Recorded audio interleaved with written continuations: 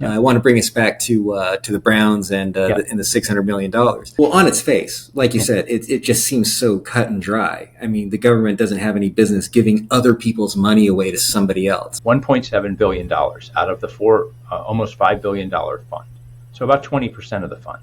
There's a bunch of other stuff in that budget that starting to look a little like our little beautiful bill here in Ohio, and a lot of it centers around removing accountability for public office holders. They terminated public records availability for legislators until years after they're out of office. So they're denying citizens and activists and reporters access to text messages and emails and things going back and forth between legislators. They ended the Medicaid Review Commission, which was a legislative committee that was very aggressive in overseeing Medicaid spending in Ohio, and had issued some pretty scathing reports of how the governor is operating the Medicaid system in the state. So rather than face accountability, just like Trump got rid of the inspectors general, they got rid of the oversight committee. They did the same thing when it comes to prisons. There was a legislative committee that would spot check and stop at any time and go view a prison. Now that committee's been disbanded. And my understanding is a lot of those negotiations were to get the governor to go along with the $600 million. The